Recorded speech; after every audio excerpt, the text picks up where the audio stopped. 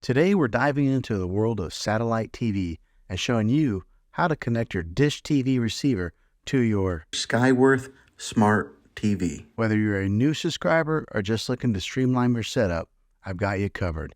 So let's dive into this.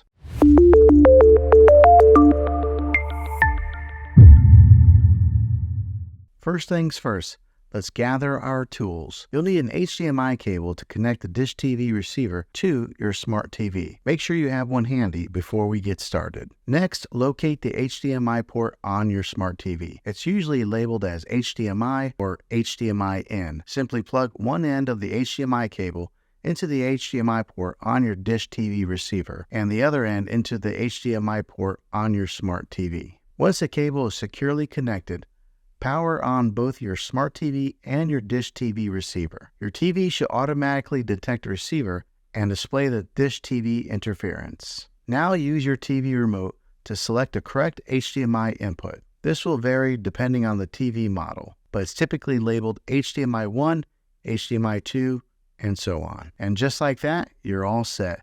You've successfully connected your dish TV receiver to your smart TV, giving you access to a world of entertainment at your fingertips.